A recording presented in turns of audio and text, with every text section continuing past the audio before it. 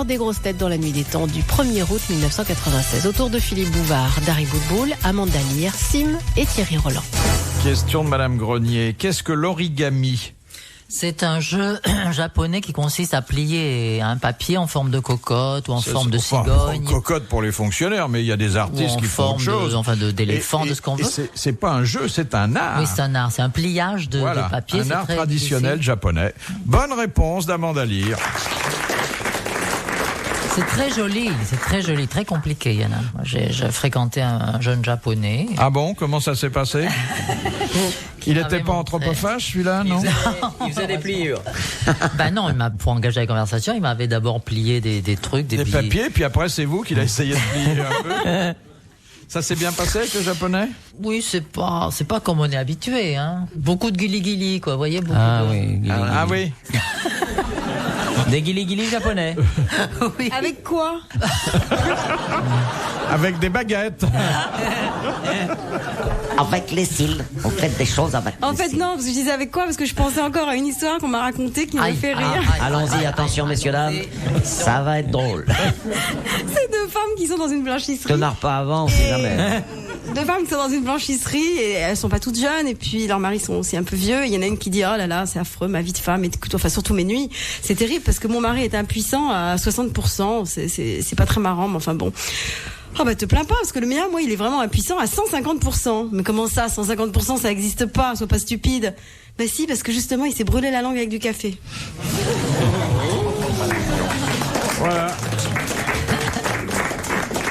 Voilà ce qui fait rire en grande banlieue. C'est vrai que c'est la limite de la grande banlieue et de la province provinciale. Ça a duré combien de temps avec le japonais? Jusqu'au tremblement de terre, parce qu'il y a eu un tremblement de terre. Oui, je te jure, mais... Et pourquoi il bougeait tellement sur le lit? J'ai cru que c'était lui. Je me suis dit, mon Dieu, à ce point, ça me plaisait, mais quand même pas au point que toute la chambre s'écroule. Et c'était un tremblement de terre. Alors mélangé évidemment dans les secousses du lit, ce que me faisait le japonais et tout, c'est vrai que c'est... Et puis il y a des gens des chambres voisines qui ont dû atterrir dans votre plumard. Qu'on prend sur la gueule. C'est vrai que ça fait une expérience assez mémorable, quoi, tout ça. Ouais. Mais ce qui m'avait plu, c'était sa politesse absolument exquise. Comment ça se traduisait? Il était parti à reculons. C'était un homosexuel? Non, pas du tout, non. Après, en me disant au revoir et merci. Vous considérez que dans l'acte amoureux, il faut reculer uniquement? Moshi. Non, après, quand c'était fini, au lieu de dire... Non, mais au départ, il vous a demandé si vous étiez d'accord, si vous vouliez oui, bien... ça c'était... Oui, c'est pas le genre qui met la main au panier comme ça, non. C'est vrai, bien poli et tout à base d'origami et que je te plie un billet de banque et tout ça. Il vous a plié le billet de banque avant de vous le donner. Et ensuite, il a été poli pendant l'acte lui-même. Pendant l'acte lui-même, il a fait quand même des choses que, je sais pas, est-ce qu'on peut considérer ça comme... international, poli ou impoli, ce qu'on fait au lit, quoi. Je dis plus le tremblement de terre. Mais après, il est parti en remerciant. C'est tellement rare qu'on me dise merci, je n'en revenais pas. On t'insulte plutôt après. Tu vois, vraiment, merci madame, c'était bien. Est-ce qu'en partant, il vous a dit au plaisir? Et alors, il reculait, il se cognait dans les meubles et tout, parce que... ça, c'était le tremblement de terre. Il partait à reculons, je trouvais ça d'une politesse. Ah oui, ça doit être bien. Un amant qui part à reculons en se cognant dans les meubles, et tout. Ça fait une jolie fin de soirée. Hein. Et t'as fait ça plusieurs fois? Le même ou un autre? Non, le même japonais. Ah non, lui, je l'ai vu qu'une fois. C'était le jour du tremblement de terre. C'est le jour de mon arrivée, alors ça m'avait un peu marqué. Moi, j'ai fréquenté une chinoise aussi. Oui. Elle était d'une politesse extrême parce que pendant l'acte, elle me dit « Oh, monsieur Sim », elle m'appelait monsieur pendant. « Oh, monsieur Sim, c'est bon quand vous me faites monsieur Sim ». Je dis « Arrête de m'appeler monsieur ». Alors, mais comment voulez-vous que je vous appelle? Tu m'appelles Sim. Ah oui, monsieur Sim. J'en sortais plus. Non, très poli, c'est vrai. Et alors, on dit que sur le plan anatomique, ils sont moins bien pourvus que... Ah bon? Je sais pas, non, ça c'est les filles qui disent ça, c'est des filles qui ont été mal habituées, peut-être. Ceci dit, si vous regardez les estampes japonaises... Oui. Ah, ils ont des machins énormes sur les estampes. Ah oui, mais ça, on fait dire ce qu'on veut aux estampes. Ah oui, ça, c'était... Dans les estampes japonaises, on est toujours perdu dans des plis de kimono, on voit un pied qui dépasse. Est-ce qu'on fait ça tout habillé? Non, moi non, mais enfin... Lui, il est resté habillé, dans son kimono. Non, il avait une casquette de baseball. Avec un kimono? Non, parce que c'était... Attends, il t'a mis une casquette de baseball, il t'a fait des cocottes en papier et il avait un kimono. Non, il n'a pas de kimono, il avait une casquette... C'était un jeune japonais moderne. Mais il baise avec un bol. Une casquette de baseball. baseball. Ah, je croyais que tu me disais, il baise avec un bol.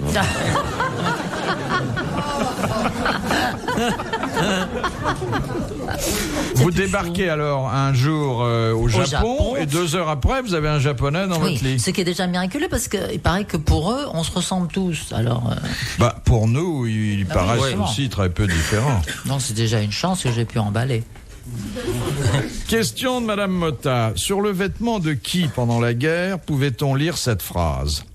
La fleur du cerisier est la première parmi les fleurs, de même que le guerrier est le premier parmi les hommes. Les Japonais ? Alors, oui, mais quels Japonais ? Les kamikazes ? Les kamikazes, la robe noire que les kamikazes portaient pour aller à la mort. Bonne réponse de Sim et merci à Amanda Lear.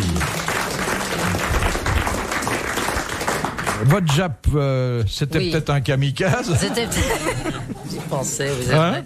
C'était peut-être un kamikaze. Il fallait du courage, c'est vrai. Pauvre monde. Il n'avait pas 2 petites cerises sous la robe ? Philippe Bouvard sur RTL, 4h, 4h30, les grosses têtes dans la nuit des temps. Question de Monsieur Lattré de Sarthe-Lespas. Pourquoi le cerf, l'animal, frotte-t-il l'extrémité de ses andouillés sur les arbres? Pour marquer son territoire. J'ai pas compris tous les mots de la question. Pour les faire plus pointus, C'est pour marquer son territoire. Parce que ça le démange. Non. Ça le gratouille. Non. Des andouillés, ça veut dire quoi? Pour que ça soit c'est plus les coupant. bois. Ben voilà, merci. Moi, je comprends pas tous les mots, je peux pas répondre. Les andouillés du cerf, Non, je c'est pas crois de la que c'est pour charcuterie de ôter la Jean-Pierre peau Coff, qui les recouvre. Non. Ma chèvre passe son temps à se frotter les cornes. Contre votre jardinier, vous nous avez dit. Non, contre tout ce qui est un peu dur. Mais parce que c'est un bouc, ta chèvre. Non, pas du tout, mais elle se frotte tout le temps les cornes. Alors moi, je la gratouille là. C'est pour débarrasser l'arbre de l'écorce. Et c'est souvent d'une façon assez frénétique. Pour laisser C'est le quand il est dans de bonnes dispositions. Expliquez-vous, mon petit Thierry. Quand il a envie de faire zizi pampan. Exactement. C'est chez lui une sorte de masturbation, car l'andouillé est une zone érogène. Alors ma chèvre se masturbe. Désolé de vous l'apprendre sans ménagement. Bonne réponse de Thierry Roland. Je suis atterré. Moi, je me frotte contre les chênes pour faire grossir mon gland. Ah, très joli. Très joli. Monsieur Sim. Les oreilles des hommes, ça s'appelle aussi des andouillés? Mais c'est pas les oreilles, hein. Les bois, c'est synonyme des bois, andouillés? Oui. Alors, une question de Madame Ménard. Qu'est-ce qui, en une vie d'homme, grandit de 8,50 m? Les intestins. Non. C'est un truc anatomique, non? Les cheveux. C'est pas les cheveux. La barbe. Les ongles. La barbe. Un poil de barbe, si vous ne le coupez pas, depuis le moment où vous êtes adolescent jusqu'à la fin de votre vie... On se casse la gueule, parce qu'on se prend les pieds dedans. 8,50 m. Vous vous rendez compte? Bonne réponse de Sim.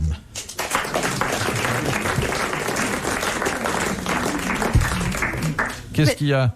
Si la barbe, elle pousse de 8,50 m, les cheveux aussi, alors? C'est pas le même type de croissance, hein? Non, parce que le poil, tu le coupes sans arrêt, donc il c'est pousse pas de placé cheveux. au même endroit. Hein. Non mais attends, heureusement, ça s'arrête de pousser, sinon tu te prendrais les pieds dans les poils. Tu marches. Ceux-là, ils poussent pas, justement, à propos de poils. Comment on voit où est le poil? Par exemple, Philippe, vos petites pattes, là, elles sont blanches. Donc vous, on les voit très nettement. Mes petites pattes. C'est des petits cheveux gris, ils sont gris en haut. Ça fait partie du système pileux supérieur. C'est pas la barbe, ça. La barbe, c'est ce qui est sur les joues, sur le menton. Et devant vos oreilles, c'est des pattes. À la base du cou. C'est des cheveux. Ça pousse pas du tout au même rythme. Pas du tout. Mais la réponse est un peu inexacte parce que si vous ne coupez pas durant toute votre vie un poil de barbe, il poussera moins, donc il n'aura pas certainement 8,50 m. Parce que c'est comme le gazon. Plus on le coupe, plus il pousse. Oui. Par le tien, certainement. Je vois la moustache de Salvador Dali, au bout d'un moment, c'était arrêté de pousser. Sinon, il aurait eu une moustache d'1 mètre de long. Mais bien sûr que si, que moi, mon gazon aussi, il pousse plus. C'est pour ça que je le tond tout le temps. Mais il est de plus en plus clairsemé. Mais tu parles du gazon de ta prairie, pas de ton gazon personnel. Mais non, c'est là où il y a les chevaux, c'est pas du gazon. Le gazon, c'est l'endroit où on met la table de jardin où les enfants jouent. De l'autre côté, c'est les prés. Le gazon, pas l'herbe de prairie. Il est maudit. Et pourtant, on le tond tout le temps. Gazon maudit, oui. Bon, puisque vous vous intéressez à la barbe, voici encore une question de Monsieur Félix de Poitiers sur ce sujet.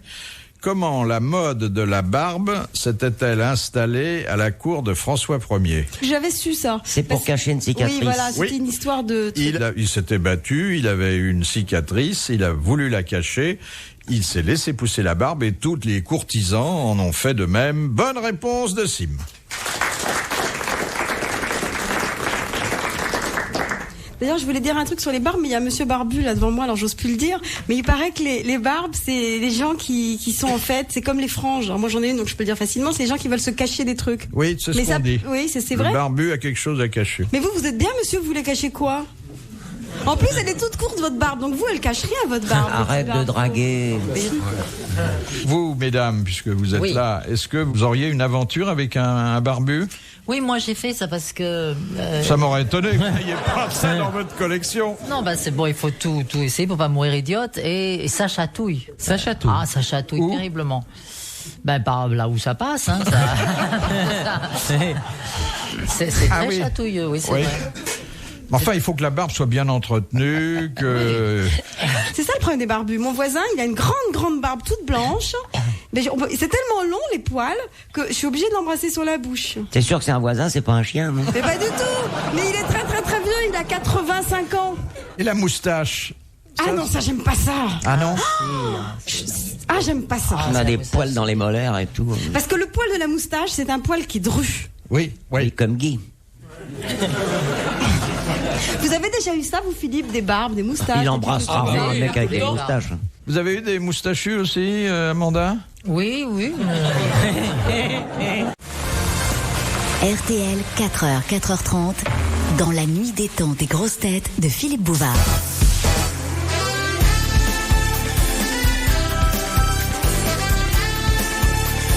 Deux couples dans les grosses têtes dans la nuit des temps du 1er août 1996. Autour de Philippe Bouvard, Dari Boudboul, Amanda Lear, Sim et Thierry Roland.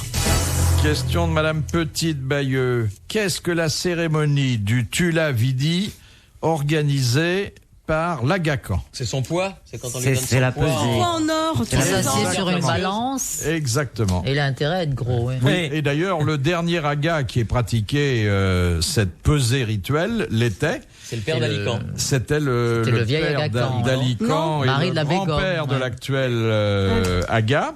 Et la dernière pesée a eu lieu en 1946. Et on lui donnait son poids en or, en platine et en diamant. Pas mal. Voilà. Bonne réponse. Qu'est-ce qui a répondu? C'est moi-même.